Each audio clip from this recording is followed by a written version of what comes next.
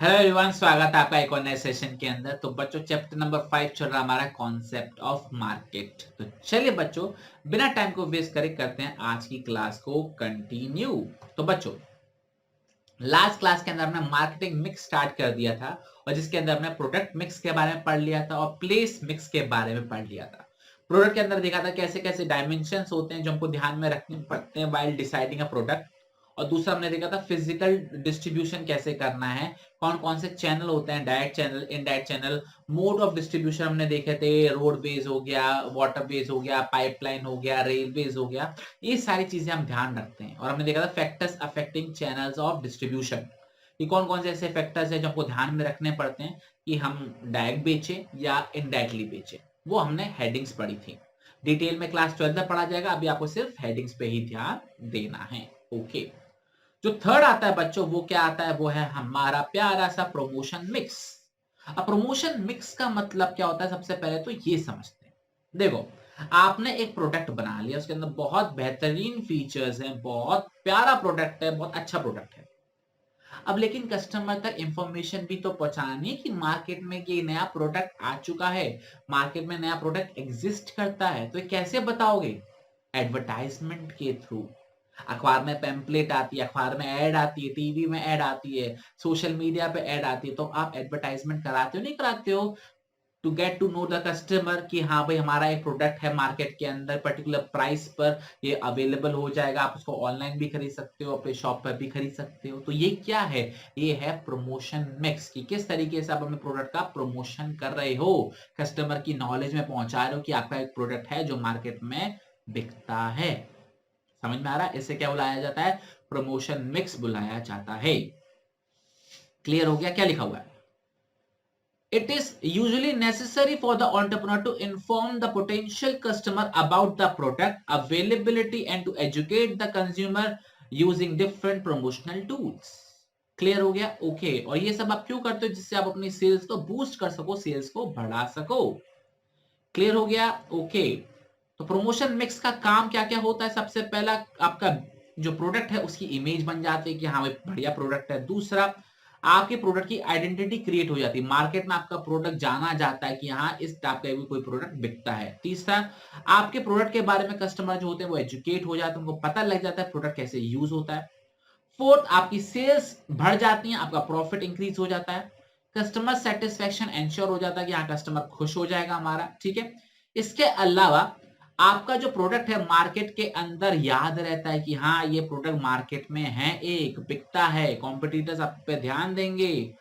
Motivation encourage करता है कि हाँ भाई, इनोवेशन एनकरेज करता है, मोटिवेशन नहीं है, इनोवेशन एनकरेज करता है कि आप नई नई चीजें डेवलप इसके अंदर करो। क्लियर हो गया? ओके।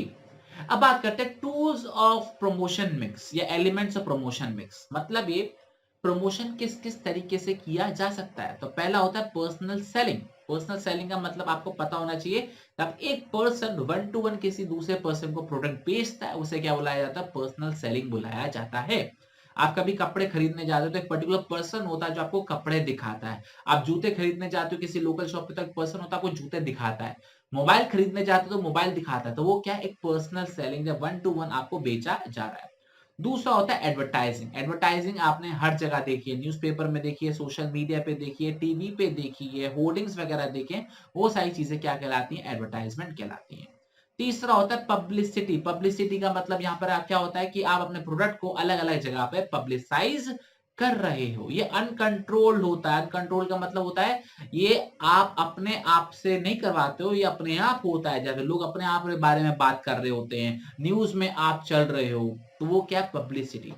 तीसरा होता है एग्जीबिशन एंड डेमोन्स्ट्रेशन। मतलब ये आप अपने प्रोडक्ट को मेले वगैरह था ना, फेयर्स, मेले में, एग्जीबिशंस में लेके जा रहे हो, वहां दिखा रहे हो। जैसे दुबई में एक्सपो होता है, वहां पर अपनी गाड़ियां बेची जाती हैं। अपना नोएडा में एक्सपो लगता है जहाँ पे नई नई गाड़ियां आती हैं, उसको दिखाया जाता है। तो वो क्या है? Fairs and exhibitions. वहां पे अपने प्रोडक्ट को प्रमोट कराते हो। Public relation. पब्लिक रिलेशन का मतलब क्या होता है? आप पब्लिक के लिए बहुत बढ़िया बढ़िया प्रोग्राम बनाते हो, वहां पे दिखाते हो कि देखो हमारे प्रोडक्ट भी बेचते हैं। मतलब लोगों की मदद करते हो, उनको प्रोडक्ट दिखाते हो, जिससे आपकी कंपनी की इमेज भी बेहतरीन हो जाती है। फिर आता है हमारा सेल्स प्रमोशन। 5 के बाद 6 आना चाहिए था, टाइपिंग मिस्टेक हो गई बुक के अंदर। सेल्स प्रमोशन, सेल्स प्रमोशन का मतलब क्या होता है, आप उनको कुछ ऑफर दे रहे हो, बाय 1 गेट 1, 20% ऑफ, ठीक है ना, कॉम्बो पैक हो गया या फिर लकी ड्रॉ कूपन हो गया। तो ये सारी चीजें क्या है, ये सेल्स प्रमोशन टेक्निक है। आप कस्टमर को अट्रैक्ट कर रहे हो कि बस वो फटाफट प्रोडक्ट खरीद ले, लिखा हुआ ना, buy 1 get 1 free, discount coupon, ये सारी चीजें। तो ये सारी तरीके से अपने प्रोडक्ट को हम प्रमोट कर सकते हैं मार्केट के अंदर। क्लियर हो गया? ओके। लेकिन ये ध्यान में रखते हुए ये सारी चीजें कैसे करनी है, कौन कौन सी बातें ध्यान में रखनी पड़ेंगी, वो यहाँ पे लिखा हुआ है। प्रोडक्ट बनाने में खर्चा कितना आया है, टाइमली इफेक्टिवनेस काम हो रहा है कि नहीं हो रहा, हमारा ऑब्जेक्टिव क्या है, कवरेज कितनी हो रही है, मार्केट में ट्रेंड है कि नहीं इस चीज का, कॉम्पिटिटर्स क्या यूज कर रहे हैं, ठीक है। इसके अलावा प्रोडक्ट हमारा कैसा है, हमारा कंज्यूमर कितना टारगेट हो रहा है, ठीक है ना, जो हमारा कंज्यूमर टारगेट है जिसको हमको बेचना है वहां तक प्रोडक्ट हमारा प्रमोशन जा रहा है कि नहीं जा रहा है। ये सारी चीजों को ध्यान में रखते हुए हम क्या करते हैं, ऊपर वाली प्रमोशनल टेक्निक्स करते हैं। ध्यान रखना ये इंपॉर्टेंट है, इसकी डेफिनेशन भी आ सकती है और 4 या 5 मार्क में क्वेश्चन भी आ सकता है, explain the elements of promotion mix. तो आपको ये 6 के 6 समझाने पड़ेंगे। क्लियर हो गया? ओके। तो बच्चों ये था हमारा प्रमोशन मिक्स। अब हम बात करने वाले हैं सबसे इंपॉर्टेंट टॉपिक के बारे में, वो है हमारा प्राइस मिक्स। बोला था ना, प्रोडक्ट, प्राइस, प्लेस, प्रमोशन। तो प्रोडक्ट हो गया, प्रोडक्ट हो गया ना हमारा, इसके अलावा हमारा क्या कौन सा हो गया, फिजिकल डिस्ट्रीब्यूशन हो गया, और हमारा ये प्रमोशन हो गया। अब हम बात करने वाले हैं प्राइस के बारे में। किसी भी प्रोडक्ट का प्राइस हम कैसे डिसाइड करते हैं, ध्यान रखना, बहुत ही इंपॉर्टेंट टॉपिक है और ये आपको तो जरूर पता होना चाहिए, क्योंकि इन फ्यूचर जब आप बिजनेस करोगे तो आपको पता होना चाहिए कि आप अपना प्रोडक्ट कितने का बेचोगे। क्योंकि प्रोडक्ट देखते समय सिर्फ ये नहीं देखते हो कि कितना खर्चा आया और कितना सेल पे बेच रहे हैं, आपको बहुत सारे फैक्टर्स को ध्यान में रखना पड़ता है। तो एक एक करके डिसाइड करते हैं। सबसे पहले प्राइस का मतलब क्या होता है, प्राइस का मतलब वो वैल्यू जो प्रोडक्ट के बदले में आपको मिलती है, आपके पास से प्रोडक्ट जाता है, बदले में पैसा आता है, उसे हम क्या बोलते हैं, प्राइस बोलते हैं, ठीक है। प्राइस डिसाइड करते समय हम दो चीजें ध्यान में रखते हैं, एक होती है उसकी यूटिलिटी और दूसरा होता है वैल्यू। यूटिलिटी का मतलब क्या होता है, उसको क्या यूज दे रहा है, किस तरीके से वो कस्टमर की नीड्स एंड वांट्स को सेटिस्फाई कर रहा है। और दूसरा वैल्यू, वैल्यू का मतलब होता है पैसा वसूल चीज। अगर मैं किसी चीज के 100 रुपए दे रहा हूं तो बदले में मुझे 100 रुपए वाली चीज मिल रही है कि नहीं मिल रही है, पैसा वसूल मेरा हो रहा है कि नहीं हो रहा है, तो वो इसके अंदर आ जाता है। एक होता है यूटिलिटी, क्या फायदा मिलेगा कस्टमर को, दूसरा वैल्यू, पैसा वसूल चीज वो है कि नहीं है, ठीक है ना। क्वांटिटेटिव वर्थ, कि हाँ भाई पैसा वसूल मिल रहा है कि नहीं मिल रहा है, मैं किसी चीज से 100 खर्च कर रहा हूँ तो मुझे सेटिस्फेक्शन हो रहा है कि नहीं, 100 के बदले में चीज तो अच्छी खासी मिली है, वो इसके अंदर आ जाती है। क्लियर हो गया? ओके। कौन कौन से ऐसे फैक्टर्स है जो हमको ध्यान में रखने पड़ते हैं प्राइस डिसाइड करते समय? दो होते हैं, एक होता है हमारे इंटरनल फैक्टर्स और दूसरे होते हैं हमारे एक्सटर्नल फैक्टर्स। इंटरनल फैक्टर्स मतलब जो ऑर्गेनाइजेशन के अंदर के हैं, एक्सटर्नल फैक्टर जो ऑर्गेनाइजेशन के बाहर के हैं। तो दोनों ध्यान में रखने पड़ते हैं। पहले बात करते हैं इंटरनल फैक्टर्स के बारे में। क्या क्या दे रखा है, हमारा कॉर्पोरेट और मार्केटिंग ऑब्जेक्टिव क्या है फर्म का, हमारे ऑब्जेक्टिव्स क्या हैं। दूसरा, प्रोडक्ट बेच के हम अपनी कंपनी की इमेज कैसी क्रिएट करना चाहते हैं। जैसे एमआई है तो एमआई बोलता है चीप है, एप्पल महंगे देता है, एक्सपेंसिव है, तो आप कैसी इमेज क्रिएट करना चाहते हो उस पर्टिकुलर प्राइस से, वो भी इसके अंदर आती है। तीसरा, बनाने में और मार्केटिंग करने में कितना आपको खर्चा आ रहा है, आपका प्रोडक्ट कितना यूनिक है, कितना फायदा पहुंचने वाला है कस्टमर को, ठीक है ना, जो यूनिक होता है उसके ज्यादा पैसे हम चार्ज करते हैं। इलास्टिसिटी ऑफ डिमांड कितनी है, डिमांड वाला चैप्टर बच्चों पढ़ लिया होगा हमने माइक्रो इकोनॉमिक्स के अंदर। प्राइस ज्यादा डिमांड कम, प्राइस कम डिमांड ज्यादा, तो ये भी इसके अंदर फैक्टर किया जाता है, प्राइस इलास्टिसिटी ऑफ डिमांड कितनी है, ठीक है। अदर क्या कहते हैं, ना other elements of marketing mix की, अदर जो अपने मार्केटिंग मिक्स है ना हमारा, जैसे प्रोडक्ट हो गया, हमारा प्लेस हो गया, हमारा प्रमोशन हो गया, उनको ध्यान में रखते हुए भी आप प्राइस को डिसाइड करते हो। क्लियर हो गया? कॉम्पोजिशन ऑफ प्रोडक्ट लाइन, मतलब इसके अलावा जो हम जिस प्रोडक्ट के बारे में प्राइस डिसाइड करने वाले हैं उसके अलावा बाकी प्रोडक्ट की प्राइस कितनी है, वो सारी चीजें, ठीक है। पैटर्न देखते हैं, टर्न अराउंड देखते हैं कि हाँ भाई कितना प्राइस रखने में हमारा प्रोडक्ट जल्दी बिकना चालू हो जाएगा, वो भी हम फैक्टर कंसिडर करते हैं। तो ये सब कुछ इंटरनल है जो हम अपने कंट्रोल्ड वे में इसको इफेक्ट या फिर इसको चेंज कर सकते हैं। समझ में आ रहा है? ध्यान रखना, ये लिस्ट आपको पता होनी चाहिए।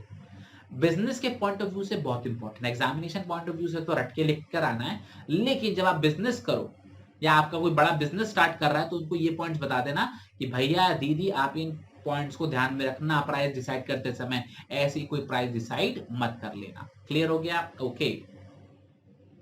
इसके अलावा आता है हमारे एक्सटर्नल फैक्टर्स। एक्सटर्नल फैक्टर्स मतलब जिनको हम कंट्रोल कर सकते हैं या नहीं कर सकते? नहीं कर सकते, वो हमारे बस के बाहर है। जैसे लीगल, गवर्नमेंट ने कोई कानून वगैरह लिया है, टेक्नोलॉजिकल, पॉलिटिकल, इकोनॉमिकल, सोशल, ये सारी चीजें हमारे कंट्रोल के बाहर है, हम इनको कंट्रोल नहीं कर सकते हैं इनकी, लेकिन इनकी जो पॉलिसीज हैं, इनके जो इफेक्ट है वो हमारे प्रोडक्ट पर आ सकते हैं। ठीक है, गवर्नमेंट को कंट्रोल नहीं कर सकते, कंज्यूमर को कंट्रोल नहीं कर सकते, हमारे कॉम्पिटिटर्स हैं उनको हम कंट्रोल नहीं कर सकते, सोसाइटी को नहीं देख सकते, सप्लायर को नहीं देख सकते हम।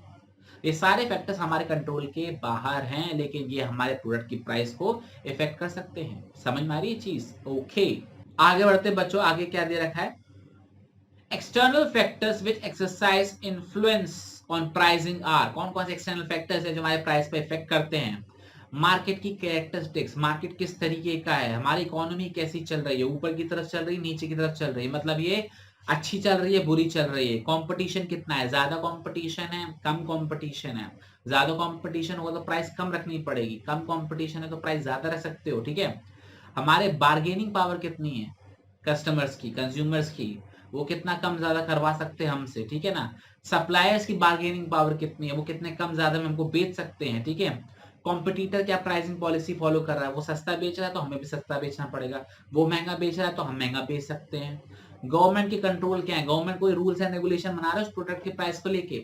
जैसे जो मेडिकल की जो दवाइयां होती हैं उनके प्राइस पर गवर्नमेंट का कंट्रोल होता है, बाकी सब पे गवर्नमेंट बोलता है कि आप अपने हिसाब से डिसाइड कर लो, लेकिन जो मेडिकल की जो दवाइयों की जो प्राइस होती है उस पर गवर्नमेंट का कंट्रोल होता है, वो भी हमको ध्यान में रखना पड़ता है।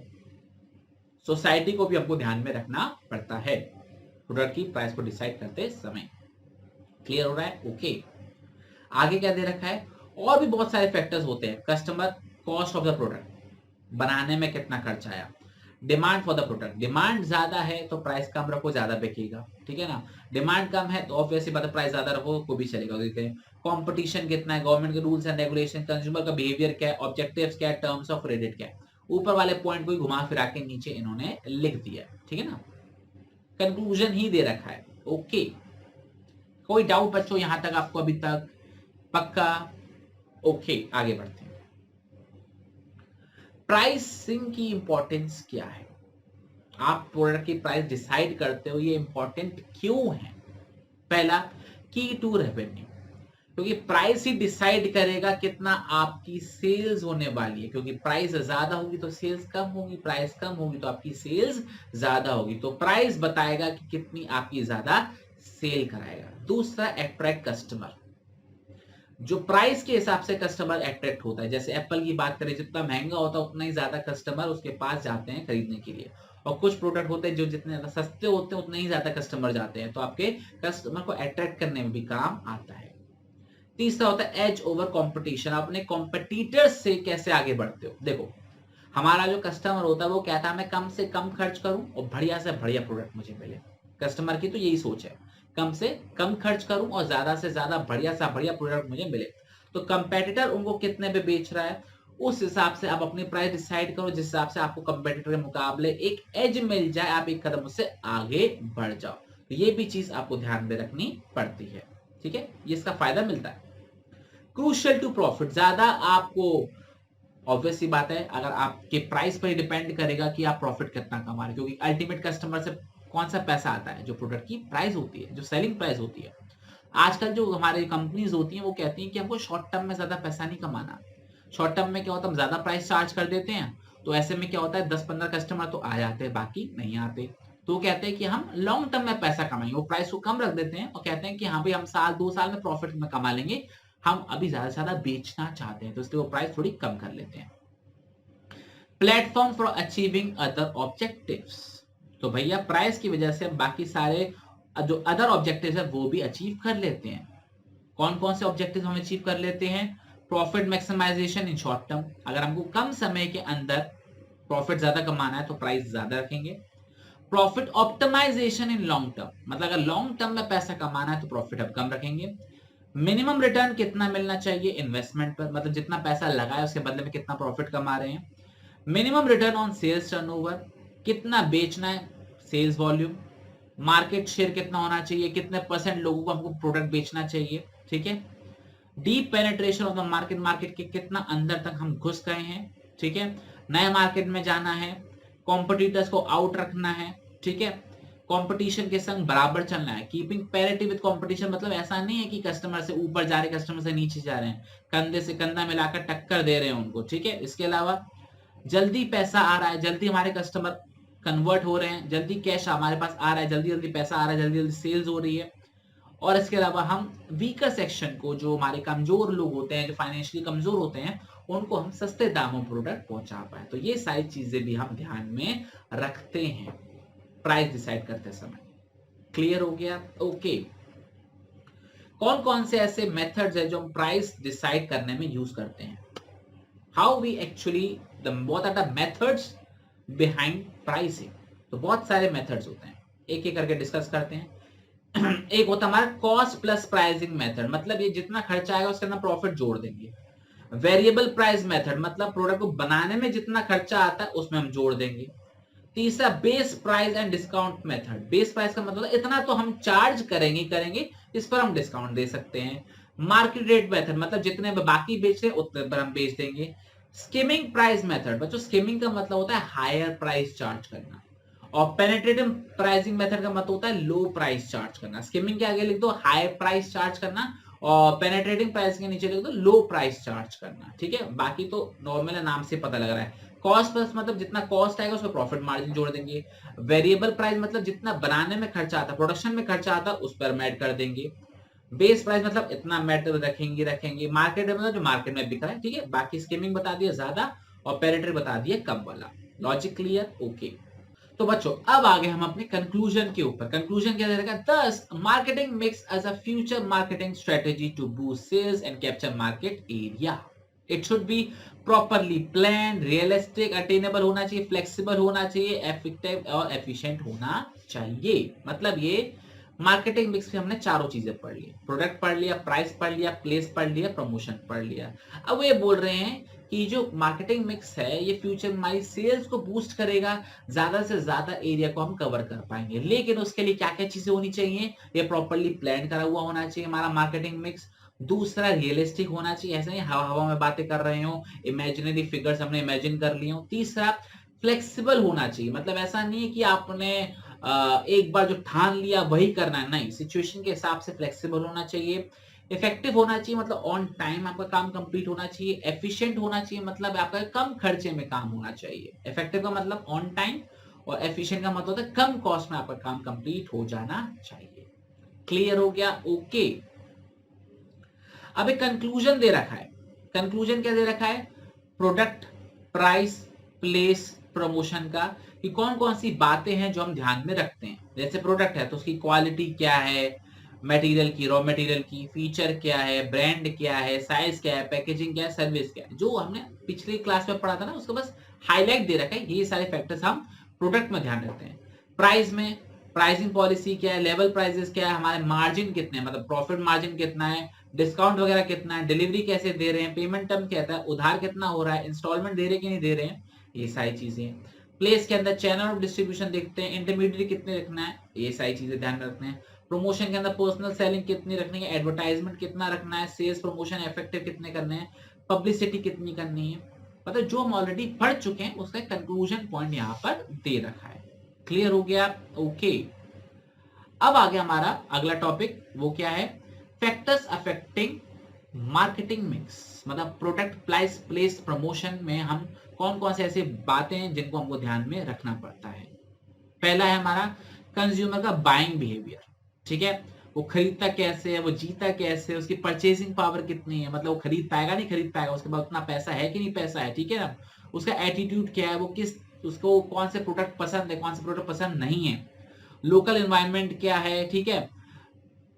उस पर्टिकुलर प्रोडक्ट से रिलेटेड कितने कस्टमर है हमारे, ये सारी बातें ध्यान में रखनी पड़ती हैं हमको, तभी हम उस हिसाब से प्रोडक्ट, प्राइस, प्लेस, प्रमोशन के डिसीजन लेते हैं।